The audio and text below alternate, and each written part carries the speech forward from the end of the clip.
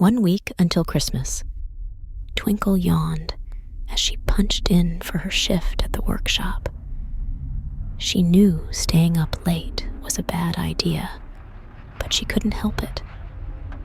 Now she was paying the price, exhausted, bleary-eyed, and barely functional. She needed this job desperately. After her last blunder, misplacing Mrs. Claus's favorite baking apron, Twinkle was already on thin ice. Her boss, Jingle, didn't care that it was an accident. All he cared about was that Mrs. Claus was furious. Twinkle couldn't afford any more slip-ups. She took a deep breath, smothered another yawn, and headed to Jingle's office to see what tasks awaited her today. She was determined to be perfect, no matter how tired she felt.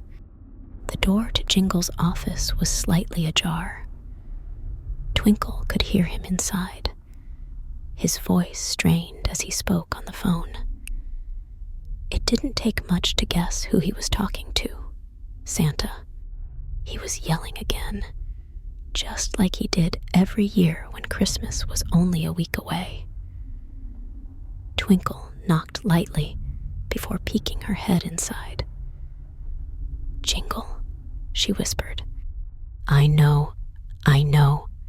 Jingle snapped into the phone, waving Twinkle in without looking up.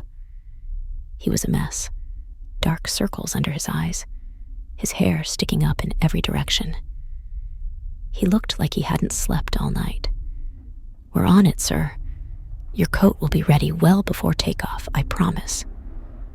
He nodded along as Santa barked orders on the other end. Twinkle sat down, glancing around the room at the scattered coffee mugs and empty candy cane wrappers. It looked like Jingle had been living off caffeine and sugar for days. Finally, he hung up the phone and slumped back in his chair, rubbing his temples. "You okay, boss?" Twinkle asked gently. Jingle shook his head. "It's not just Santa's usual tantrum," he muttered. He sounded defeated. "There's something else." Twinkle leaned forward, trying to hide her irritation. She just wanted to know her assignments and get to work. "What's the problem then?" "It's 1 week until Christmas," Jingle said, his voice cracking. Twinkle frowned. "Yeah, I know. So what?" Jingle looked up, his eyes brimming with tears. "It means it's time to prepare Santa's coat." Okay." Twinkle was confused. "You're upset because we have to clean his coat? Isn't that standard?" Jingle let out a humorless laugh. "No, Twinkle, not clean it. We have to prepare it." "What do you mean?" Twinkle asked, now feeling a knot of unease forming in her stomach.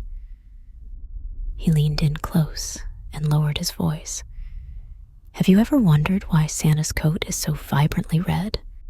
Twinkle shrugged. "Good fabric? High-quality dye?" Jingle's face went pale. "No, Twinkle, it's not dye. It's soaked in elf blood, every year." Twinkle burst out laughing, but her laughter died when she realized Jingle wasn't joining in. He just sat there, his eyes dark and hollow. "You're kidding, right?" she asked, her voice tinged with fear. Jingle shook his head slowly. "I wish I were." Twinkle felt her blood turn to ice. No, this is a joke. A sick joke. It's because of the apron thing, right? You're trying to scare me into working harder. Well, it's not funny, Jingle." He didn't respond. Instead, he picked up the phone again and dialed a number. Twinkle's heart started racing as she watched him. "What are you doing?" she whispered. The phone rang once before a cheerful voice answered. "This is Glitter. What's up, Jingle?" Jingle's voice was strained. I need you to send in the death elves. Twinkle's going to help with Santa's coat this year. There was a pause. Glitter's voice lost its usual cheer. Oh, tough luck for her. Is this because of poor performance? Yeah, Jingle muttered. Santa's orders. Send them in.